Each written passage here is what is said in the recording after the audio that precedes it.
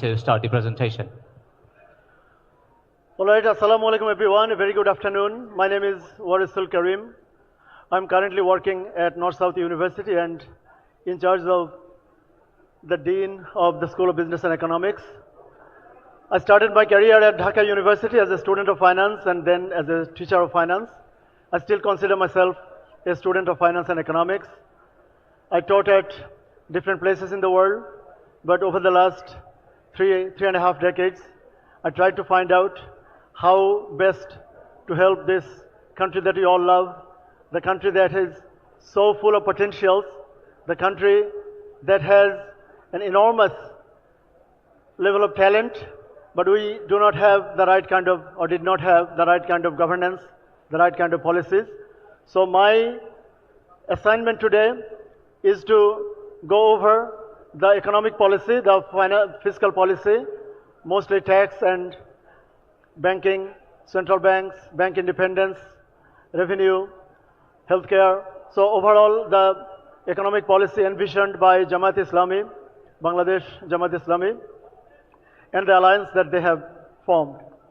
So I'd like to start with a newspaper this morning, just a few hours ago. It was so timely.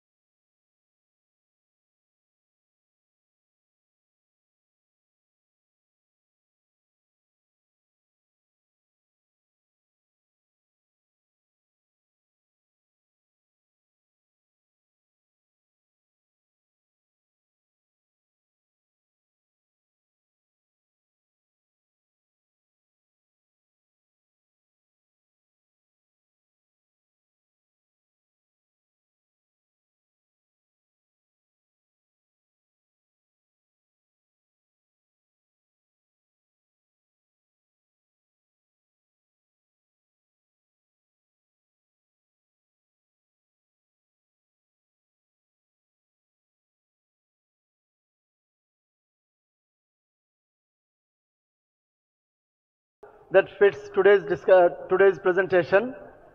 You can see here, and all other economists who are here, I'd like you to take note of the apparently paradoxical policies that on the one hand we are saying that we'll reduce taxes, but on the other hand we are saying that we will increase our expenditure. So how is that possible? This is apparently paradoxical.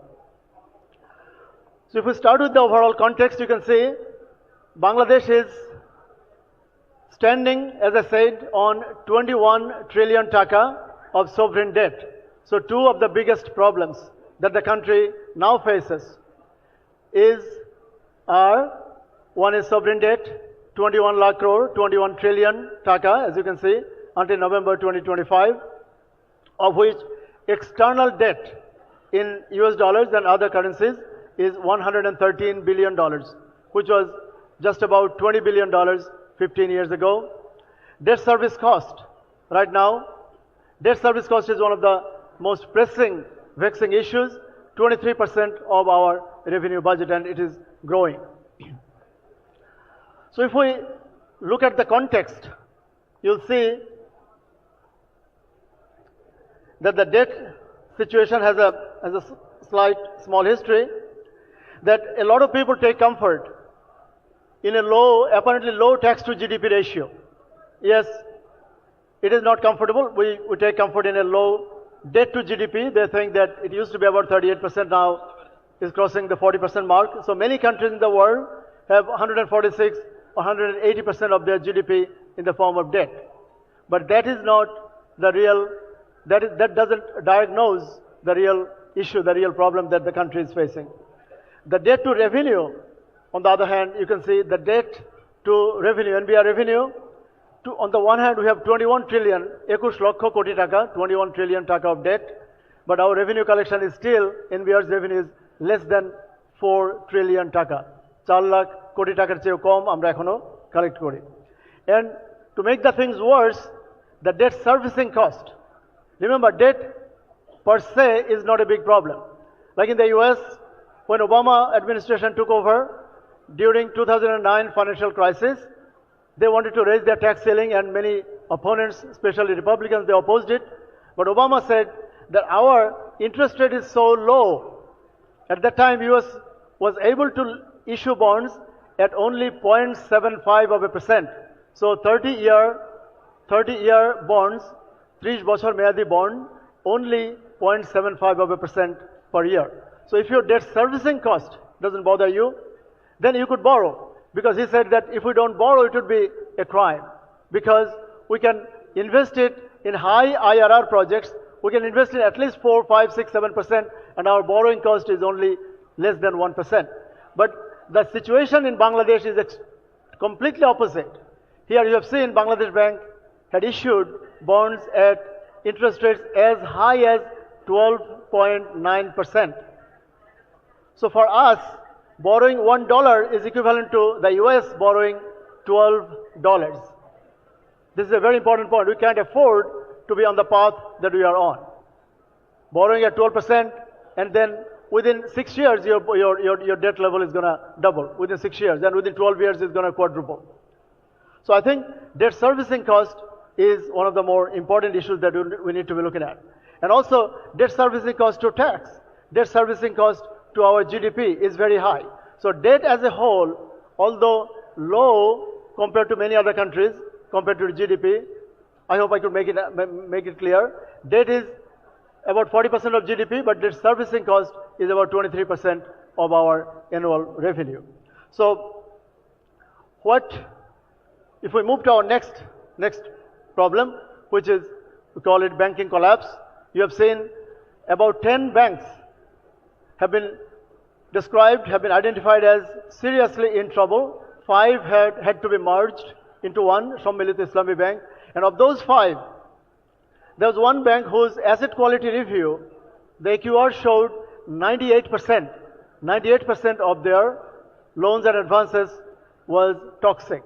So if you cannot collect 98%, and most of them had 40%, 60%, 70 up to 98%. So the total non-performing loan, when the last government took power, was only 22,000 crore taka, 22,000 কোটি টাকা থেকে এখন এটা 6,44,000 কোটি টাকা. So it has, you need to find a new, much wider scale of calculator to find it out.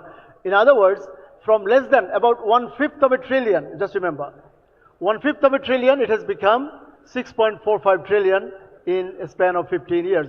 And the more ironical, the more frustrating issue was that the country, the policymakers, the donors, the international partners have not been allowed to see the real picture, because we didn't apply International Accounting Standards 9, we didn't apply the global, the International Financial Reporting Standards, IFRS, to calculate and show our real NPL, the real non-performing loan. So there was a camouflaging. It was camouflaged, people were kept in dark.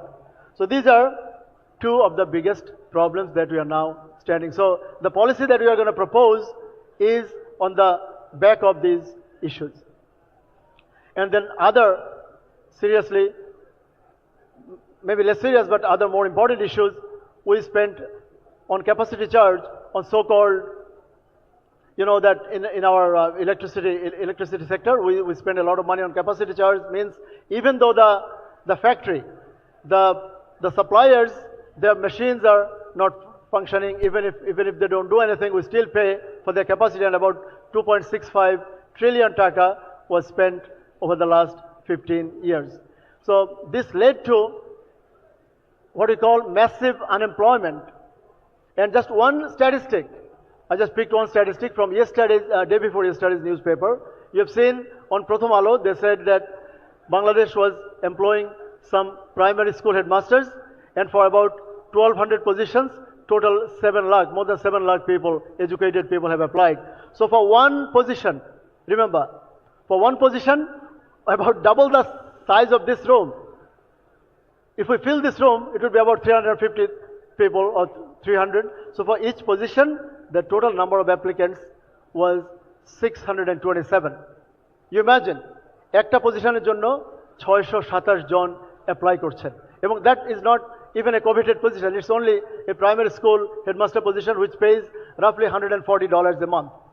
Just for my overseas friends, $140 a month job drew more than 600 applicants for each position. So the country's educated unemployment is just intolerable. I would say inexplicable. National university graduates about 1 million graduates every year, and of which 600,000 become jobless.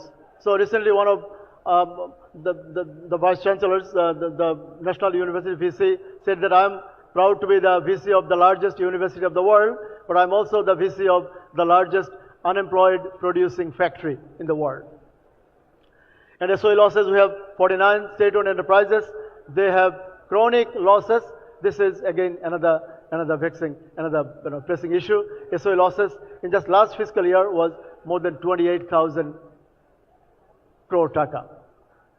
Of course, not to mention the money laundering, 28 trillion taka, apparently, according to Dr. Devopriya's report, white paper, 28 lakh koti taka had been siphoned overseas. So the development philosophy, and I'd like to build on our previous presenter who gave an overarching development, the governance philosophy. So building on that, remember, anything that I'm going to propose over the next 10-15 minutes is contingent upon a success of a good governance, a governance with good governance, a governance based on meritocracy, a government who will be incorruptible, not only not corrupt. We're proposing a government which would be difficult to corrupt, incorruptible government. So if those assumptions hold, only under that scenario, these policies could be implemented. So we assume, and not just assume, we promise an incorruptible government. We assume a welfare state, a growing, thriving, smart, but also welfare state, a state where the state doesn't take their hands off the poor and the elderly. So we would like the government, the public institutions to hold hands to our orphans, to our weak and vulnerable, to those in disease, to the elderly and children and unemployed, of course. We're going to propose some smart solutions. We promise equitable, fast, as I said, growing and sustainable economy, because the current path is simply unsustainable.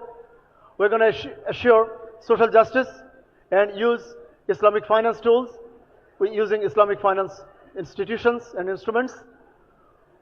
We promise a digitalized economy, digital transactions. We're going to make the most use of all the digital tools available in the world, and AI solutions for financial inclusion. So, of course, Mr. Alamgir has proposed an inclusive economy, inclusive growth. So to do that, you have to have complete, broader financial inclusion of everyone living in the country. The proposals are going to be business friendly. You'll see how. Youth friendly, women friendly, environmentally friendly. It will be based on an exploitation or aimed at an exploitation free society where poverty would be said goodbye, poverty would be sent on exile. So we'll not say zero poverty, but the government will try to reduce poverty to a more tolerable, reasonable level. And the long-term goal, of course, desire is to have zero poverty. We are also proposing a regionally balanced economy. As our previous speaker has said, that we propose 64 districts, all 64 districts to have 64 great towns, not just Dhaka and Chittagong, and 500 other towns around the country, involving all the upazilas, and inclusive and equitable growth that I already mentioned.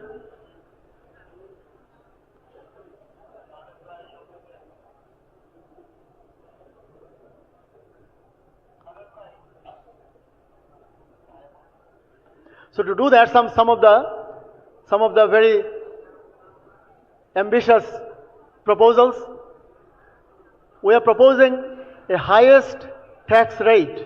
And to any tax professional, we have Sir here, former chairman of NBR, Dr. Nasiruddin. The highest income tax in this country is going to be 19%. No Bangladeshi citizen, no one will pay more than 19% of their taxable income. This is something we'll achieve gradually. We'll not just have it in the first year. It will take some 2 years to bring it down from current 30. Right now, the highest individual tax rate is 30%. The highest corporate tax rate is exorbitantly high. 45% in some cases, 40% for some of the successful telecom companies, and 35% for others. So the corporate income tax rate is also going to be 19%. This is extremely ambitious, so I'd like you to hold your breath to see how we are going to achieve that. So both individual and corporate tax rate will be capped at 19%, one of the lowest in the world, except for Kuwait, Qatar, and some of the tax havens. So the countries where people pay taxes, I don't think you're going to find any country where you'll find more than 19% of taxes. Then VAT rate will be capped at 10%. Currently it is 15%, but there are other lower rates. So we'll not touch the lower ones. The top rate is going to be 10%. Gradual reduction will take place from the current 15 to 10. We're going to propose a smart social security card. So this is also another hallmark of this proposal. It may look just like one line. So what we're going to propose is, right now you know we have NID cards, and we also have TIN numbers, tax identification numbers. So we propose that the current NID card will be converted into a TIN, into a tax identification number or TIN card, and together merging all the entitlements, all your healthcare, social security safety net entitlements, every citizen will have one card.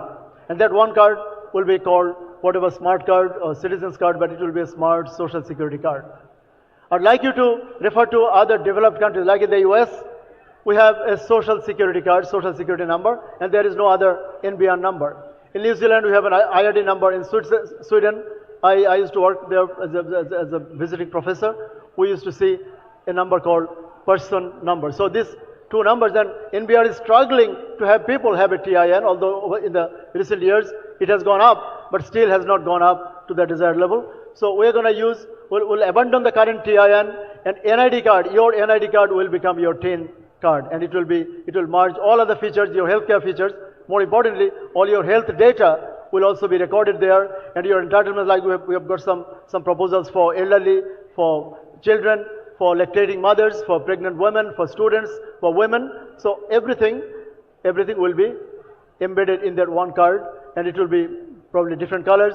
Elderly people will have one color, people under 5 will have one color, pregnant women will have one color, students will have one color. So, but it will be one card, a single card, and it will overnight. I'd like our Nasir sir to take note that overnight we'll have millions of TIN numbers. Everybody will have a TIN number, and everybody over the age of 18, everybody with an income or no income will submit a tax return. And not to mention, the lowest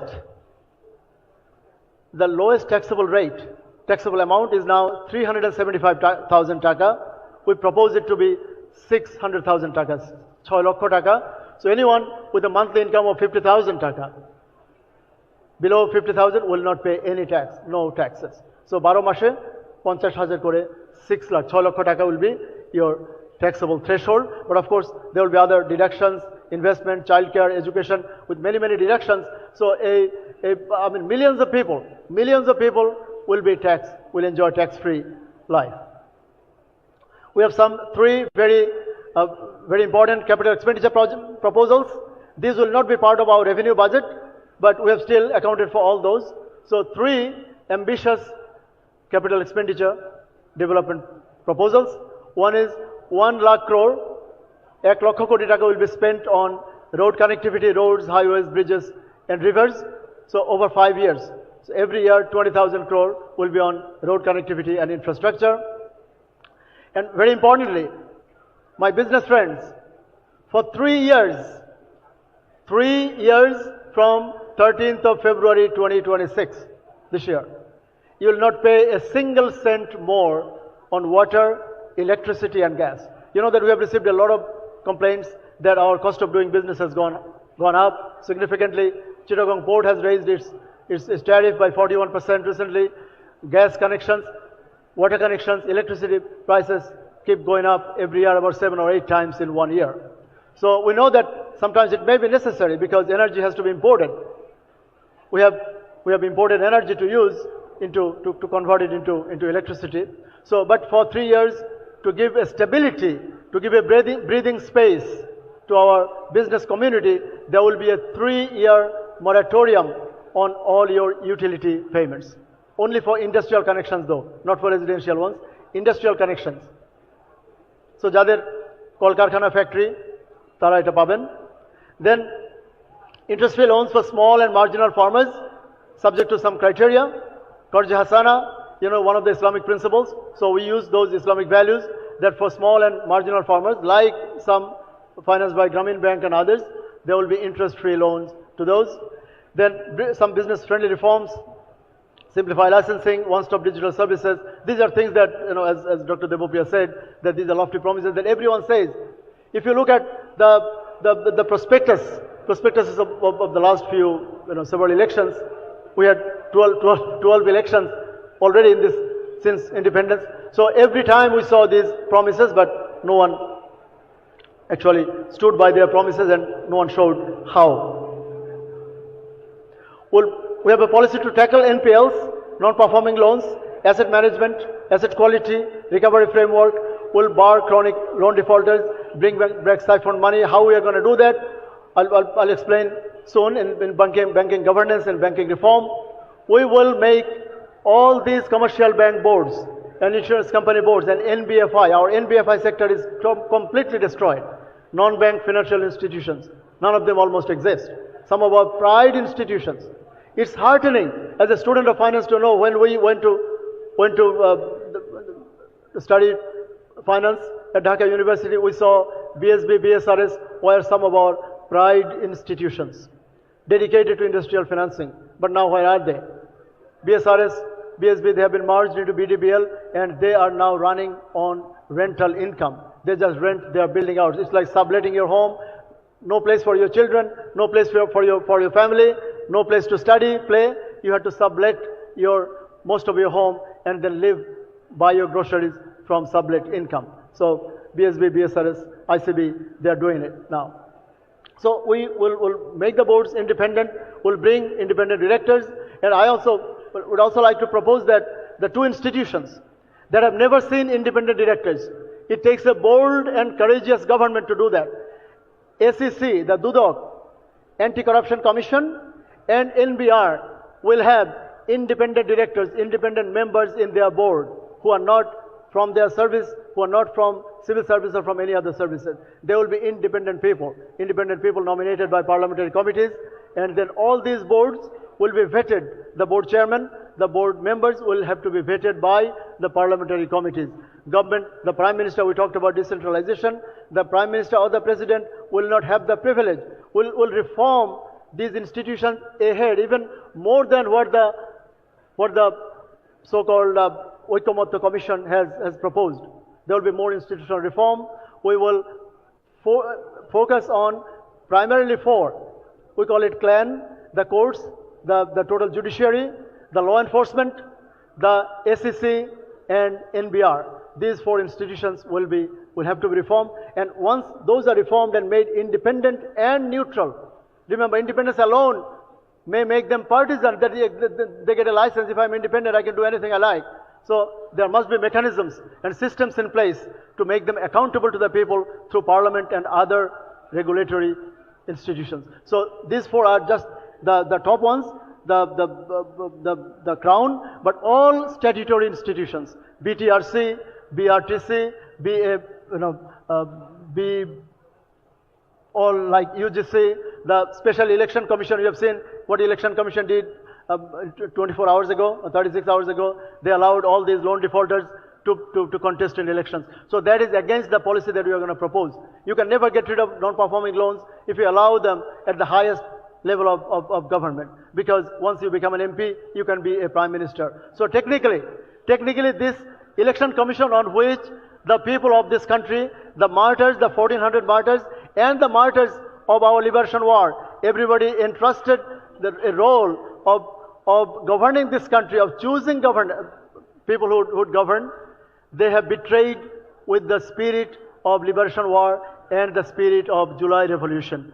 I want to say it unequivocally as Warisul Karim. I'm not saying it on behalf of these policies, but I'm sure everyone in this room echoes my sentiment that it is not the prerogative of the election commission or any of the election commissioners to use their personal feelings that maaf kore diyan, please, we're sorry, we have to approve you with a heavy heart, but please pay back the loan.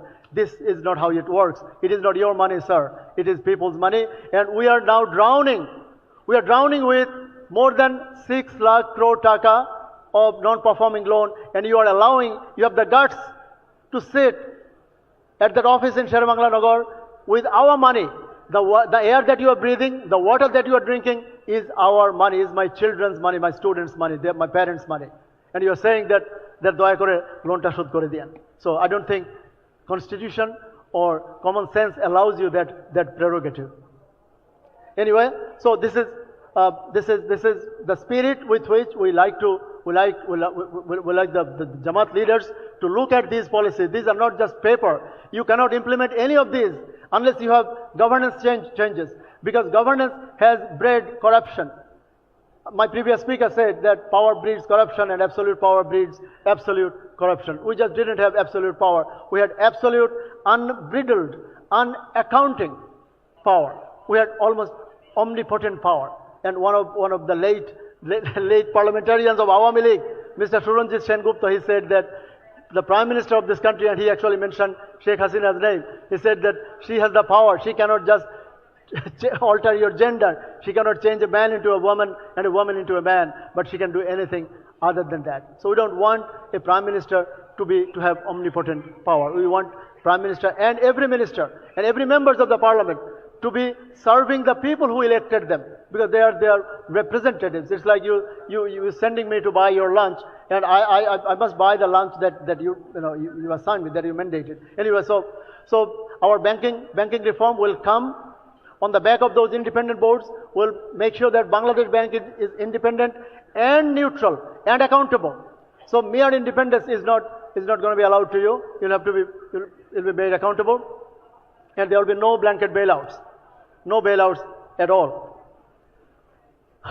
There is, of course, as you can see, it's a SME and startup. So now education, jobs, youth and education. This is another big piece of our policy.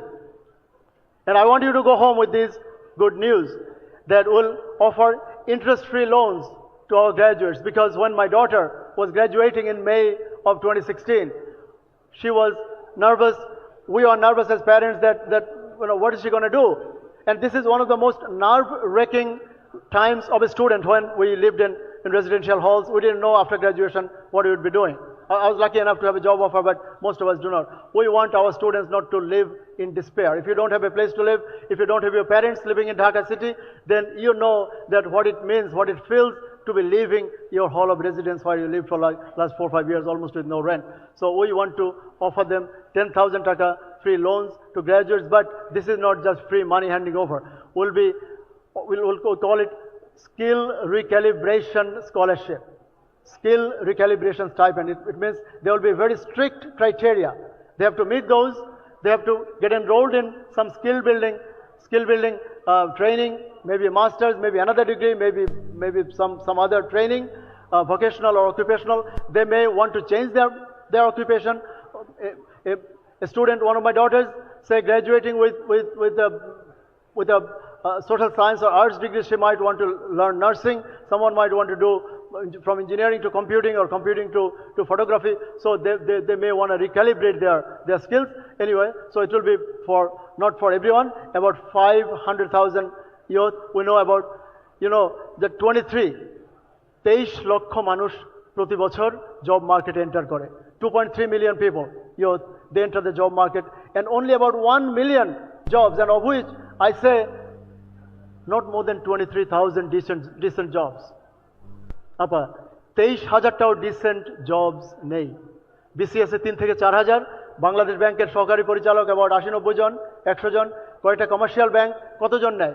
Management training officer 35 to 40, খুব বেশি হলে অনেক bank তো কাউকে না জানিয়ে You don't get to know when they recruit. So 23,000 টাও আমার মনে হয় ওভারস্টেটমেন্ট, আমি ক্যালকুলেট করি নাই, কিন্তু আমার কথা হচ্ছে 23 লক্ষ মানুষের জন্য 23,000 job is not good enough.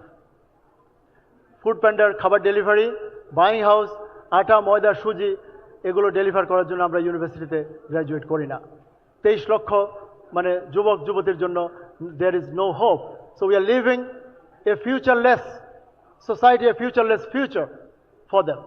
We don't want that to happen. So আমরা তাদেরকে বলতে চাই যে if you qualify, if you meet those criteria, there is a scholarship for you for 2 years.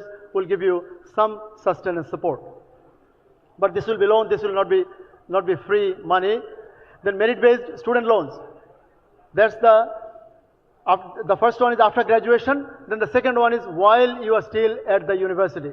So for high-performing students, the ones whose job is almost guaranteed, say CGPA of 3.8 or above, or 3.5 and above, and upon the recommendation of the head of the institution, আপনার department chair অথবা vice chancellor অথবা আপনার যিনি principal, owner based on his or her recommendation আমরা কয়েক হাজার স্টুডেন্টকে, এখানে 10,000 স্টুডেন্টকে, কারণ I was one of them, আমরা 4টা টিউশনি করে আমাদেরকে মাস্টার্সের সময় পড়ালেখা করতে হয়েছে। এক একটা এসএম হল থেকে সেই রামপুরা, এসএম হল থেকে মোহাম্মদপুর, এসএম হল থেকে শান্তিনগর, এটা যাতে আমার কন্যা, আমার পুত্র, আমার ভাই বোনদের করতে না হয়। যদি তারা মেধাবী হয়, এটা will start from their fourth ইয়ারে, কারণ 1 বছর পরই তারা জব পাবে। এরপর যদি এটা সাকসেসফুল হয়, 3rd ইয়ার, 2nd ইয়ার, 1st ইয়ার, তো 4 বছরের জন্য এরকম মাত্র 1 লক্ষ স্টুডেন্টকে, তো খুব বেশি দেওয়া যাবে না। They have to be high performing, এমন দোজ ওয়ান্স যাদের চাকরি পাওয়া অলমোস্ট সার্টেন, সো দ্যাট তারা চাকরি পাওয়ার পর সেই টাকাটা আমরা ফেরত পাই। Government will only have to top up. 5 বছর পর সেই টাকা আমরা ফেরত পাওয়া শুরু করবো। Like in the US, of course there will be millions of dollars of non performing loan there too. আমেরিকার ইস্যু আছে, আদার দেশেও আছে। আমি মনে করি গভর্নমেন্টের বাজেট থেকে শুধুমাত্র they will top up, just the inflation adjustment করবে, আর যে নট পারফর্মিং পার্টটা তারা পে করবে। বাট আমরা আশা করি যেহেতু আমরা খুব ভালো স্টুডেন্টদেরকে দেবো, this is not universal. In the US they make it universal, New Zealand, Australia, UK they make it universal student allowance. We are not proposing any allowance. We are proposing loans. একটা allowance আছে। এরপর দেন 1 লাখ কোটি টাকা, 1 lakh crore টাকা on educational infrastructure. This is another significant piece of our policy. আমরা বর্তমানে যেটা জাতীয় বিশ্ববিদ্যালয় যেটা আপনি দেখেন, the one you see as national university, the one which has about 4 million students. It has thousands of colleges. আমরা এটাকে reorganize করব। How? We're going to separate the top tier colleges. About top tier, Carmichael, BM College, Victoria College, Dhaka College, Bogda Azizul Haq College, Pabna Edward College. So these top tier colleges will be converted into standalone universities. Listen to this. So there will be some 50 new universities, but they will be great institutions because Dhaka College is older than Dhaka University. And we are keeping Dhaka College as a national university. Not a lot of people take pride in graduating from national university because সেখানে সবচেয়ে ভালো ভালো কয়েকটা college আছে, আবার like Notre Dame college সেখানে, Holy Cross college সেখানে, Eden college সেখানে, Dhaka college is part of national university. We want the top tier ones to become standalone universities, and then the second tier গুলো will leave them under the current national university. And সেখানে সবার একটা pathway থাকবে। যারা 2-year degree করে, even if you do a 2-year BA become BSc, they will have a pathway to go to another university to complete their 3rd and 4th years, like in the model of United States community colleges. সেখানে 2 বছর you do 2 years at a community college, then based on some criteria, if you can fulfill those, you can get to top regular universities. So এখানে 1 লক্ষ কোটি টাকা আমাদের budget for 5 years to transform those universities. We have land is already there, professors are there, buildings are there, classrooms are there. We just need to modernize those infrastructure. We need to invest in labs. We need to invest in classrooms, in bathrooms. And one point I'm so tempted to share with you that recently Pratham Alo was publishing pieces on these great colleges, and at one of those colleges, I think Anand Mohan, they said they have 42,000. Listen to this: 42,000 students at a college, and only one hostel for 120 people, and only 3 bathrooms, 3 washrooms for 42,000 students. This is not acceptable. This is not Bangladesh. This is not any decent country. So we like to invest in hygiene, in classrooms, in making them modern. And then another part of the university And there was a signature promise. Jamaat Islami is excited about it. Our sisters and daughters will be excited. We are going to create world's largest women university, combining Eden College, Badrunessa College, and Home Economics College. These three colleges are in one location, at a very prime location, so we don't need a single square inch of land. আগে গত কয়েক বছর ধরে গভর্নমেন্টগুলো they established more than 54 universities with some কতগুলো চরাঞ্চলে, যেমন নোয়াখালীর যেখানে college হয়েছে এখানে কিছুই ছিল না। এরকম আমরা নো ম্যানস ল্যান্ডে ইউনিভার্সিটি করতে চাই না, যেখানে already we have land, very expensive land Dhaka শহরের মধ্যে, Eden College, Badrunessa এবং Home Economics College. We are going to combine those and make the world's largest women university. We'll invest money on. So part of our 1 lakh crore taka will go there. Then we'll triple. We promise to triple our remittance from, because we, the previous speaker said that we now send unskilled laborers, our laborers at Abu Dhabi airport, Dubai airport. You see them cleaning bathrooms. We want skilled laborers. You want to send skilled laborers. So there will be, you go to a police station, you are going to see skilled policemen. You have firefighters, you are going to have educated, good character, skilled firefighters. So everyone working, every citizen will be a skilled, educated Bangladeshi as we aspire. So that's what we call intellectual remittance, means educated, remittance from educated workforce. We'll have women-friendly workforce because, have we said this? Women, education for women from class 1 to highest level at public institutions will be free. No girl, no woman will pay a single taka of tuition fee at public institutions in Bangladesh. I don't think we need to explain things that are more or less self-explanatory. Then healthcare, another big piece. I'm so proud to be able to present these things for my country. I'm a professor. I'm taking a huge personal risk, you could say, to come and join on the podium of a political party. But I thought that these are the policies that our country deserves. So what do we propose? We proposed every 60-year older and above, everyone at the age of 60 and above will enjoy free health care. For everyone. The moment you are 60, like in the US, at 65, so 60 and above will have free health care, and every child under 5 years of age will have free health care. I wish Devopriya was here, and I still hope he is. So we are going to show how we make money for that. So Mone Rakhben, the desire, Jamal's desire is to have universal health care. পৃথিবীর অনেক দেশে, সবচেয়ে সভ্য দেশগুলোতে universal health care আছে। আমাদের দেশেও technically Dhaka medical কলেজে আপনি 10 টাকা দিয়ে একটা টিকিট করে আপনি চিকিৎসা পেতে পারেন, কিন্তু what the condition of our hospital. তো আমরা 60 অ্যান্ড অ্যাবাভ প্রত্যেককে ওই যে স্মার্ট কার্ড থাকবে, সেখানে ওনার কার্ডের আলাদা কালার হবে, he or she, they will be entitled to free health care, and any child under the age of 5, জন্ম থেকে 5 বছর পর্যন্ত free health care. And for women, Dilarapa asked about women, that why haven't we Jamaat nominated any woman? But see this, for the country that you liberated with millions of people's sacrifices, supreme sacrifices. We propose that for every mother, as soon as they figure out that they're pregnant, for all pregnant women during pregnancy and during lactating periods, a total 1,000 days, their primary health care will be free. Primary health care for all women carrying a baby up to 2 years during lactating period and during their pregnancy, they will enjoy free health care. We're going to propose 64, not that propose, we are committed to building these 64 state-of-the-art hospitals in 64 districts. In some cases, there are hospitals already. If there is one, we'll modernize it. We don't need to acquire more land, because we are a country of land scarcity. We don't have a lot of land. So the hospitals that are already there, they will be modernized into modern state-of-the-art hospitals. You will not see dysfunctional health system. You will not see dysfunctional equipment. So we have budget for that, 1 lakh crore taka. So about 64 hospitals. It's an estimated budget for 5 years. So this is part of ADP. You know, Bangladesh has, even this year, Bangladesh total ADP is 2 lakh koti taka. Kintu you don't feel it because then 40-50% corrupt hoye jay. So we can do that. We can only do that, as I already mentioned, that none of this is possible unless we can eradicate corruption. So you'll have to get rid of corruption, you'll have to get rid of fascism. You know, Alamgir Bhai has said that a free and fair election, but with the current election commission, I'm not sure whether you can have that. But we have seen in this country many election commissioners, election commissions to betray with the faith of the people. We don't want the current one to do the same. But if we could achieve that, then we would be able to deliver on those promises. You can see, we talked about independent bodies, meritocracy.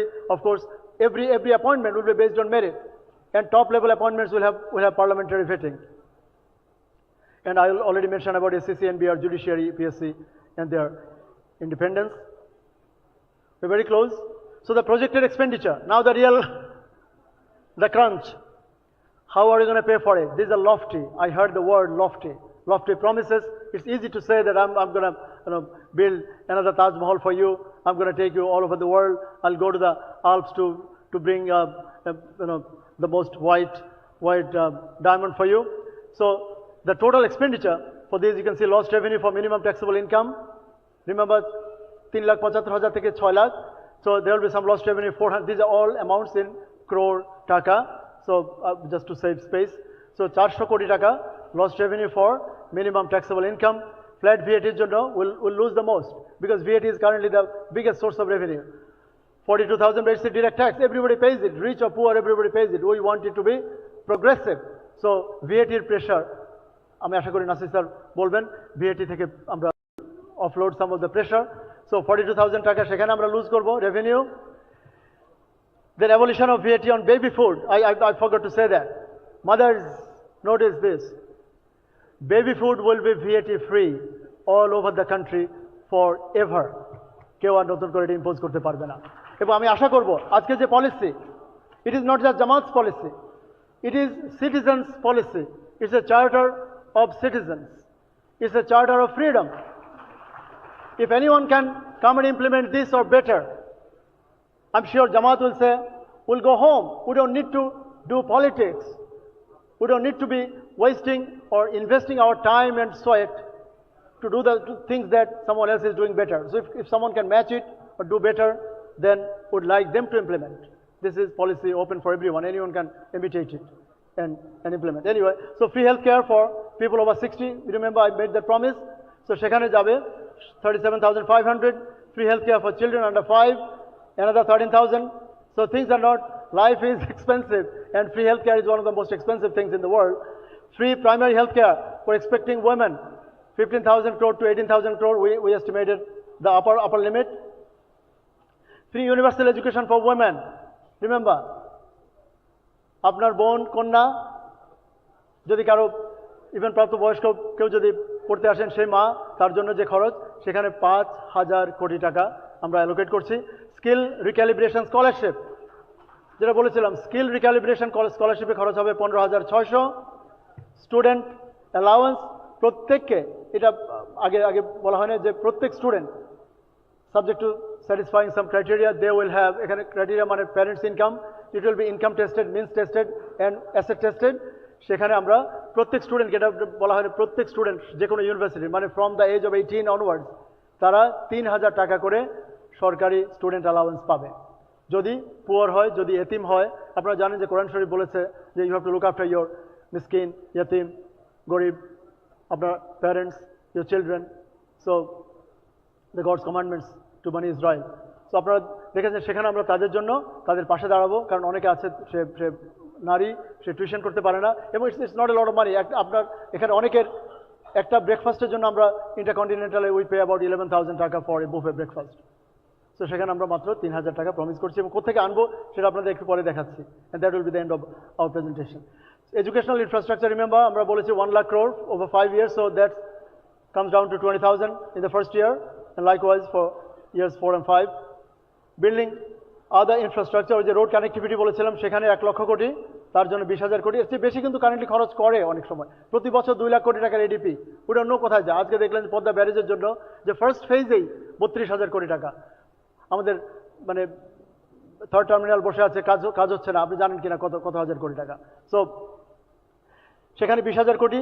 হসপিটালগুলো আমরা বলেছিলাম there are 3 promises of 1 lakh crore each, সেখান থেকে 20 এখানে 60,000 কোটি। So total estimated cost for the first 5 years is going to be 223, but from year 6 and onwards it আরো 60,000 করে কমবে, কারণ আমরা will not keep doing it every year, so the actual expenditure is not going to be as much, মনে রাখবেন। So 223 is the maximum limit for the first 5 years, and even এটাও কিন্তু আমরা immediately অনেকগুলো, because আমরা phase wise করব অনেকগুলো, যেমন স্কলারশিপস and others। আপনি ওভারনাইট 12 তারিখে যদি জামায়াত ইসলামী ক্ষমতায় আসে, 10 দলীয় জোট 11 দলীয় জোট ক্ষমতায় আসে, আপনি 13 তারিখে কিন্তু 19% ট্যাক্স হতে পাবেন না, it will be gradually delivered. But কিভাবে করবো, আমরা ম্যাক্সিমাম লিমিট বলেছি। এটা রেভিনিউ কোথেকে আসবে টাকাটা?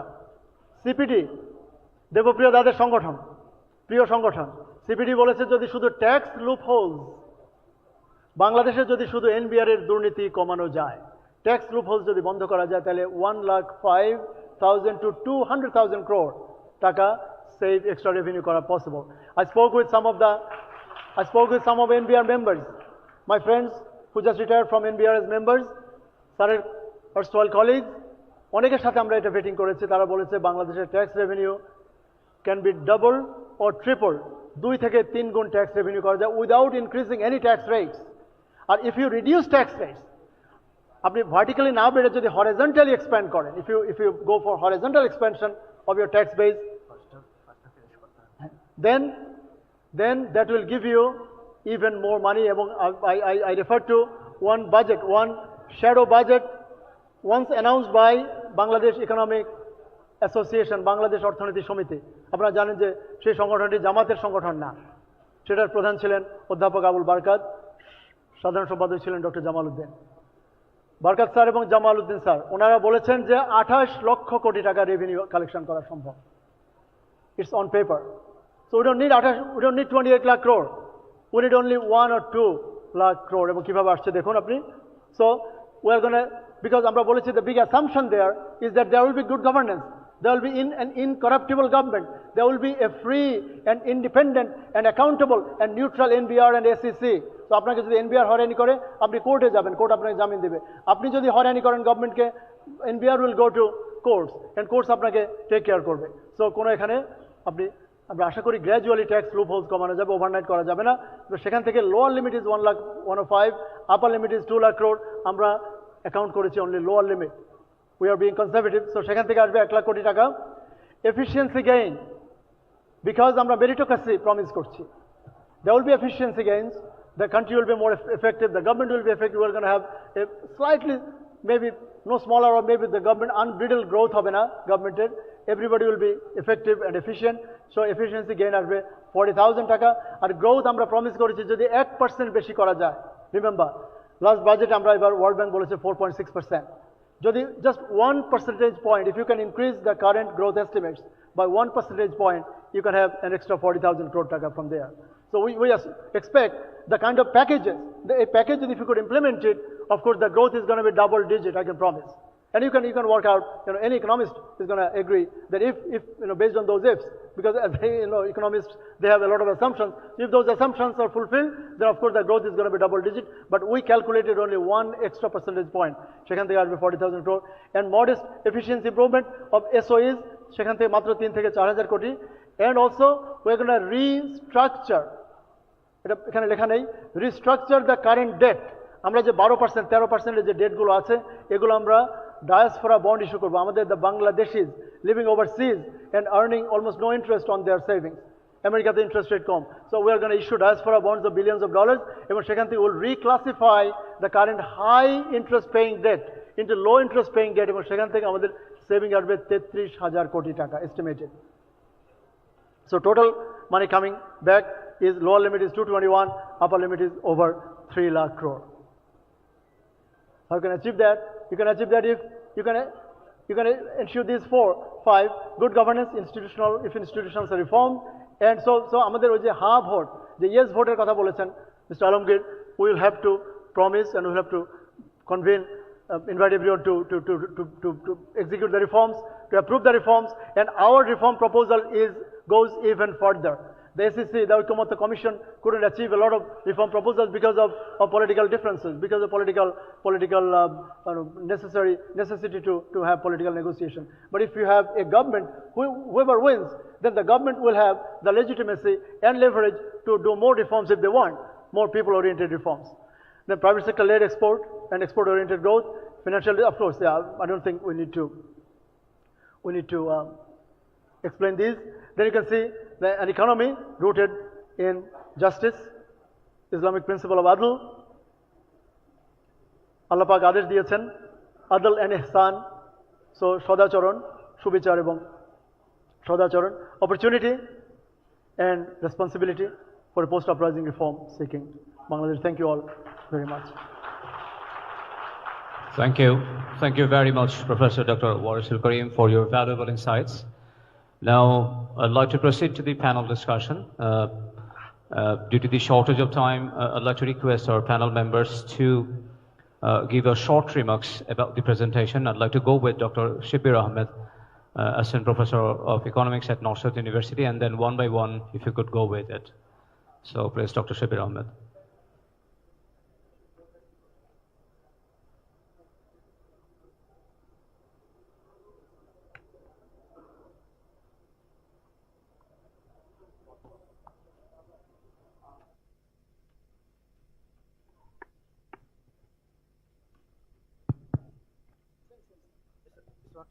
Okay.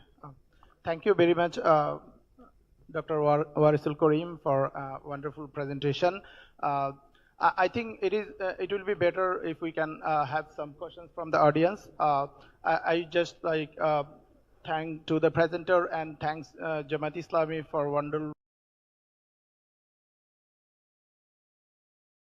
wonderful economic policy and for inviting me as a panelist.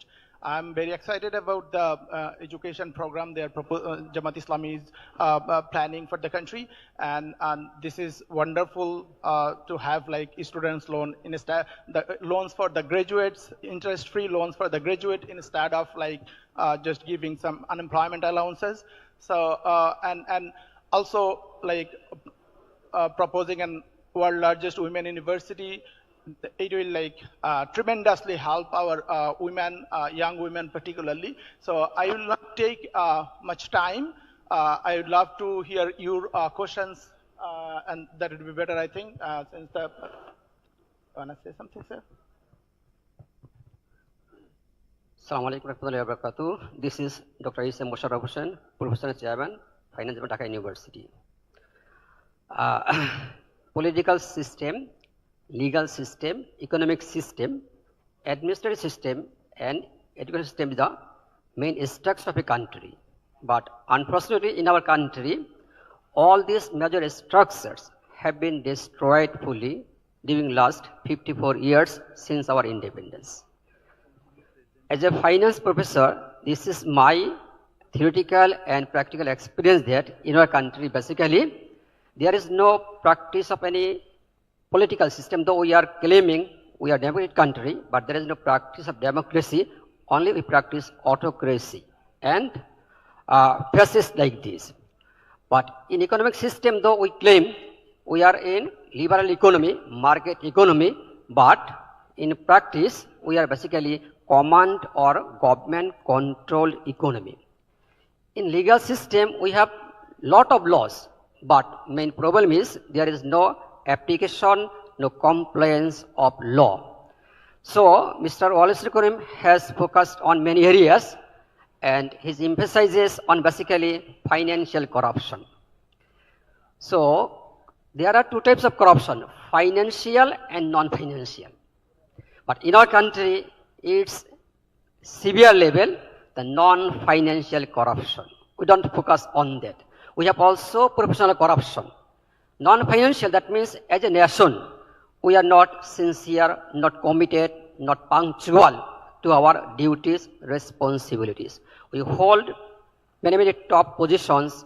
We have duties, but we don't perform our duties. We don't fear Almighty Allah. So we enter the office, but we don't give our efforts for our development office work for the development of the country. So we know the event of old women and her daughter in the region of Khalifa Hazrat Umar about the conversation between their responsible duties. But because we don't have firm belief on Almighty Allah, we don't believe that after death there will be the Qiyamah. For the reason, actually we are a nation like a blood cancer patient. I think we are a nation like a patient admitted into CCU. Because during last 16 months, I have been performing as director of 3 companies in our country. I have identified 92 different types of illegal and unethical transactions in a company. That's unimaginable for a human being. This is out of our brain that how directors can take fund from a company in such different way. So, like it's depositors have deposited their money in banks, but amount has not been credited to customers' account. Amount have been taken away by the directors, by the chairman. This type of unexpected events have been incurred in our country. So, not only financial corruption also, we should focus on non-financial corruption also. Actually, we need ethical people, we need honest people. So, the most important problem in our country, lack of transparency, honesty and integrity. In our country, also in other parties, my empirical result from a research that there is significant level income and resource inequality in our country. 20% people of our country holds 80% resource assets income of our country, whereas only 80% people holds rest 20%. So we should focus on this income inequality. That means there should be a balanced distribution of our resources. So I humbly urge to the Jamaat Islam Bangladesh, if they will be in power by the Almighty Allah grace, then they should focus on this area. In our country, there are liquidity problems at a significant level. Banking sector is the backbone of an economy of a country. But nowadays, our banks only can sanction loan, but they cannot disburse the loan because there is no fund available with them. Because we know most of the fund have been taken away from our country outside area. So most of the banks and non-bank are in negative equity. That means their liabilities more than their assets. So it's very difficult for us to come out from this. So I urge the Muslim to think about the startup business as well as employment creation, not from industries, mainly from the small funding from government side to the poor people. Another part is we should focus on the fund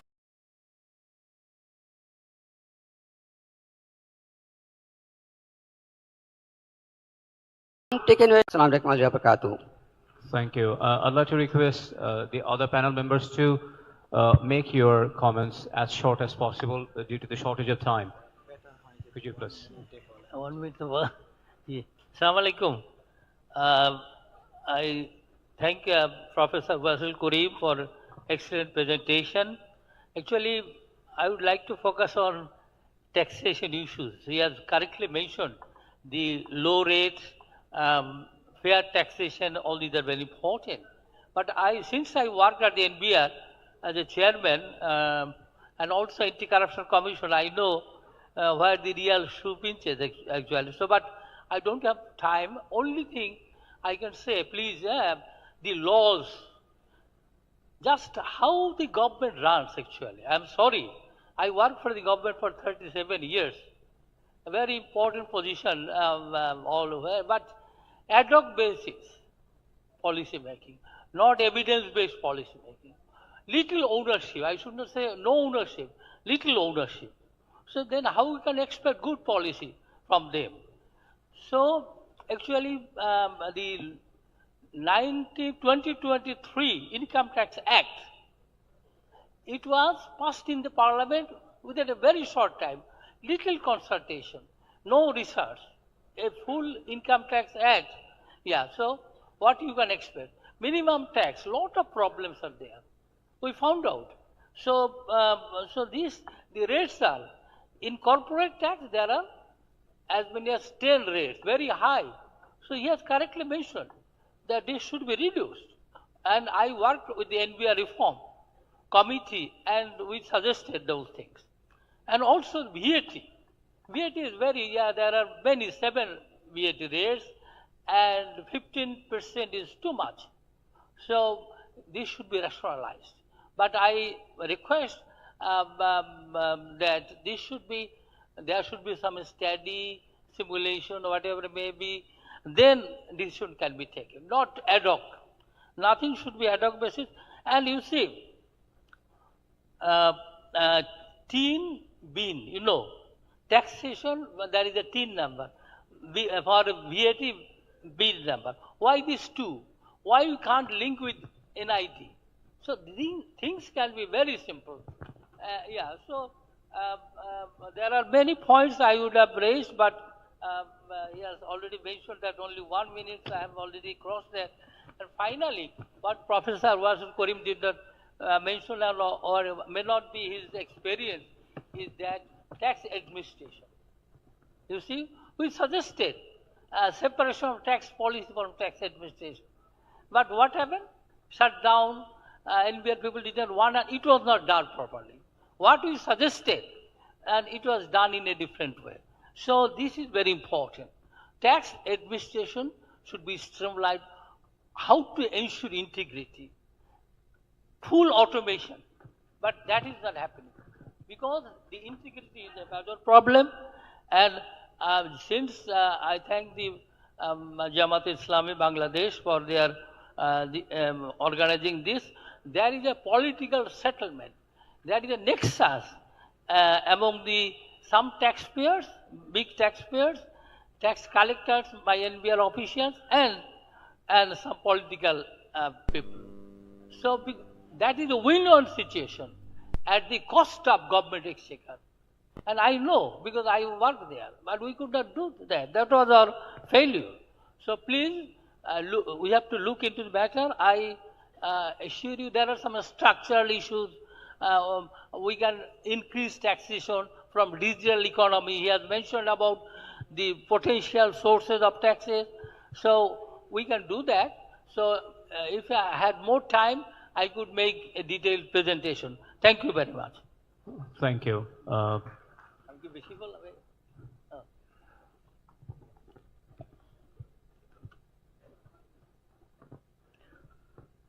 Assalamu alaikum. Good morning to all. Inna alhamdulillah, wassalatu wassalamu ala rasulillah. I thanked Professor Warisul Karim regarding economy, business and investment for a well presentation. On behalf of Bangladesh Jamaat-e-Islami, I sincerely thank our respected panelists, presenters and all participants for their thoughtful insight and constructive engagement in this important session on the economy. Your reflections have enriched this discussion and strengthened our collective understanding of the challenges and opportunities before us. Today's dialogue reaffirms that Bangladesh needs a just, transparent and private sector-led economic system that creates jobs for our youth, protect the vulnerable, rewards merit and restores integrity to our institutions. The ideas shared here will directly inform the refinement and implementation of our economic roadmap. With unity, honesty and competent leadership, we are confident that Bangladesh can move towards an economy rooted in justice, opportunity and shared prosperity. Thank you all once again, and may Allah guide us in serving the people and the nation. Assalamu alaikum. Thank you very much. Now, dear participants, due to the shortage of time, we'd like to humbly request you to ask only 2 questions. And if you have any more questions, suggestions, or feedback, you are kindly requested to send your questions, messages, or any feedbacks to the email address of Amira Jamaat of Bangladesh Jamaat Islami that we are trying to show it on the screen, or we'll give it later, inshallah. So we'll just take 2 short questions due to the shortage of time. The first one, please. Only 2 questions. We're really sorry for not taking more than that.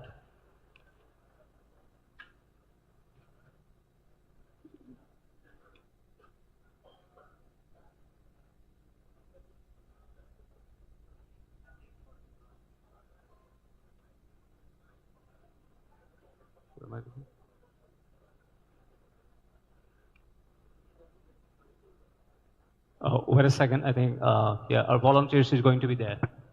Wait a second.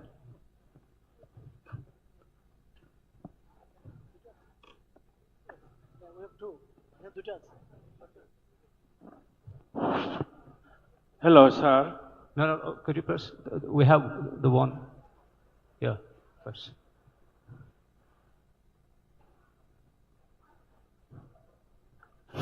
All right, yeah.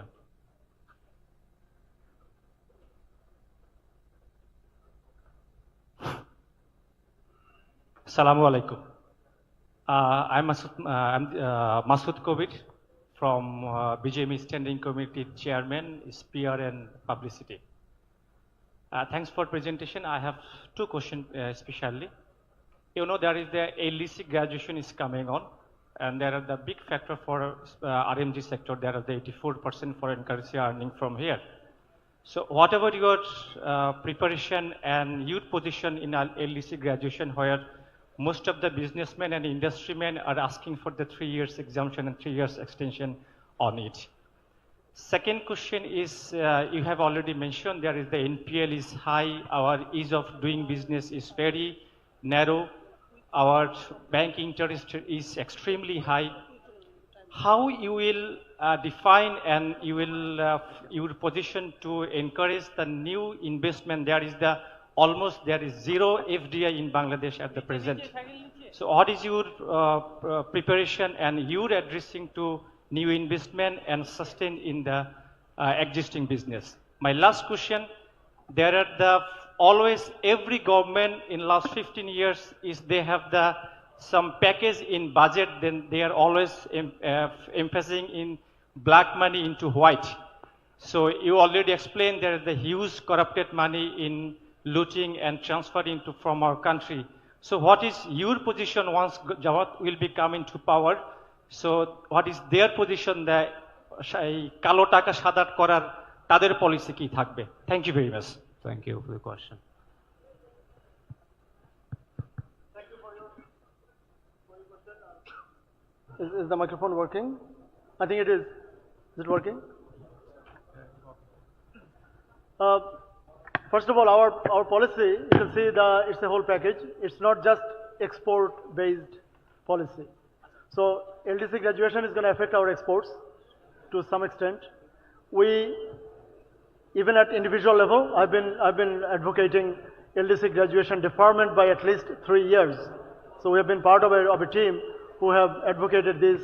So we met with BGMEA and the finance advisors, and you know, on one occasion, 3 advisors together. So I think, I cannot speak on behalf of Jamaat, but I believe Jamaat also is aligned with the policy of deferring LDC graduation by 3 years.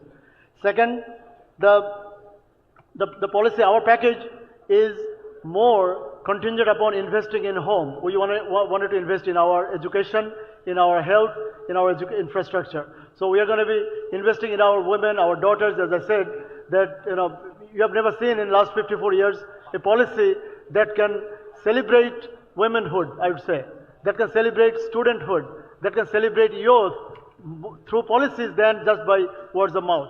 So if this policy is implemented, and as I said, it's a package, unless the top is fixed, unless governance is fixed, then nothing else. So if governance is fixed, if Bangladesh Bank can become more independent and neutral, if commercial bank boards, NBFI boards, insurance company boards, and even other public interest entities, I didn't mention, PIEs as classified by Financial Reporting Council.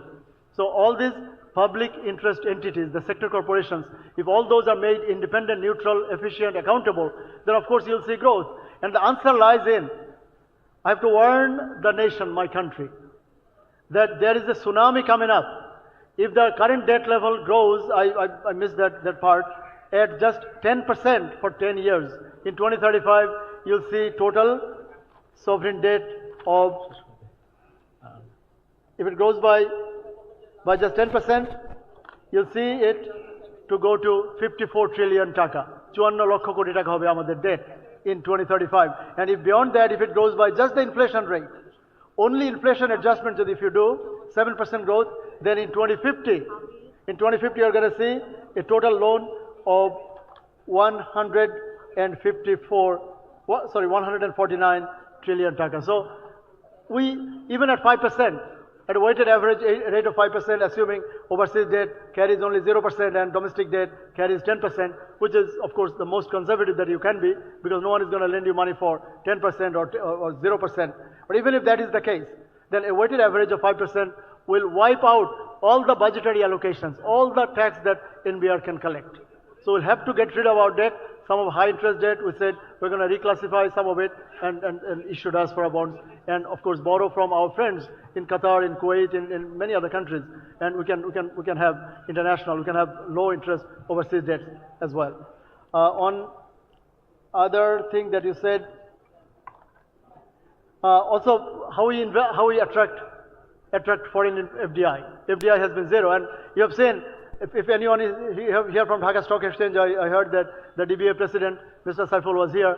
So the Dhaka Brokers Association. You know that for last 4 years,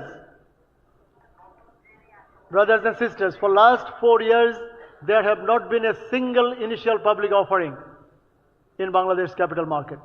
The capital market has been wiped off once in 1996 and again in around during the several times during the last government's regime.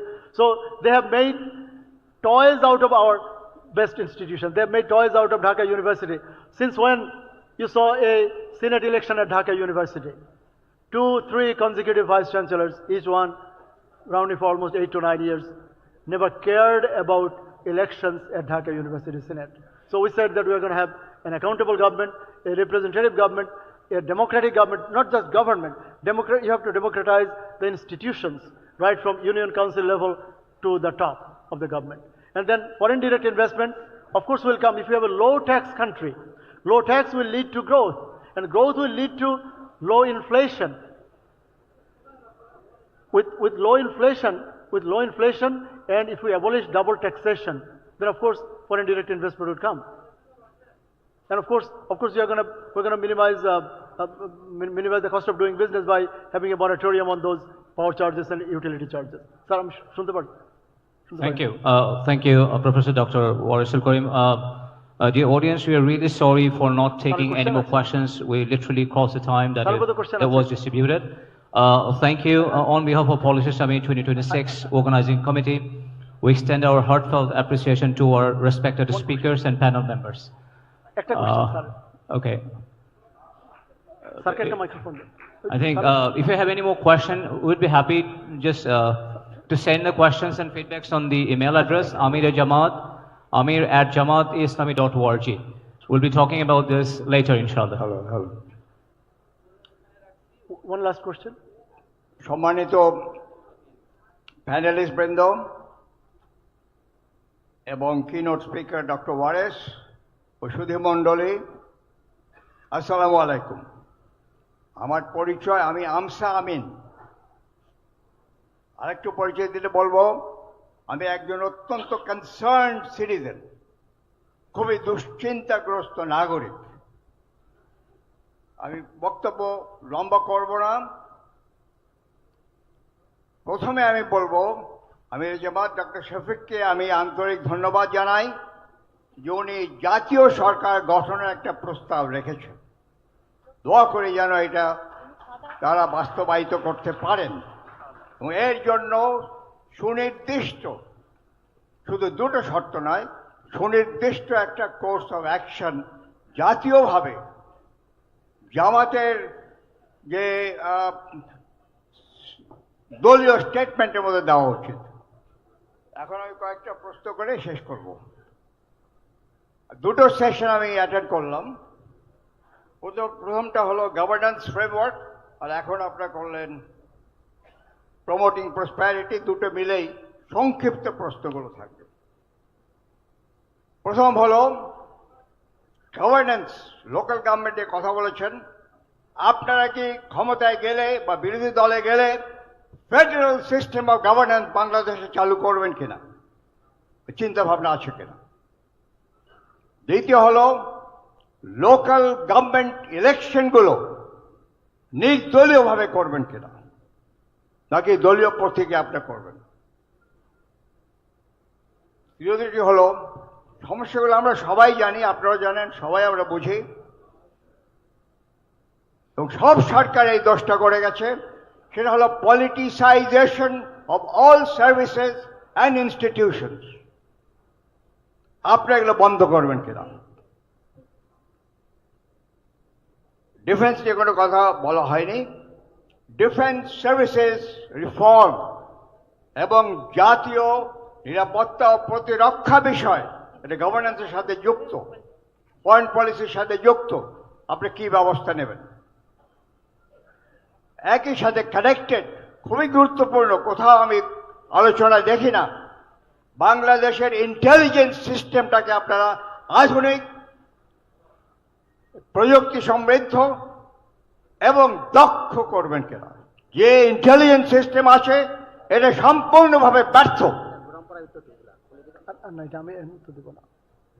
Could you please এখন আমি prosperity নিয়ে make it short? NBR এর কথা বলেছেন। NBR কে যদি দুর্নীতি মুক্ত করা না যায় তাহলে কিন্তু আপনাদের ইকোনমিক প্রোগ্রাম কোনোটাই সফল হবে না। আর শেষ কথাটা হলো, আপনার শিক্ষা নিয়ে কথা বলেছেন, স্বাস্থ্য নিয়ে কথা বলেছেন। এই গরিব দেশে শিক্ষা এবং স্বাস্থ্য অবশ্যই জাতীয়করণ করা প্রয়োজন প্রত্যেকের জন্য।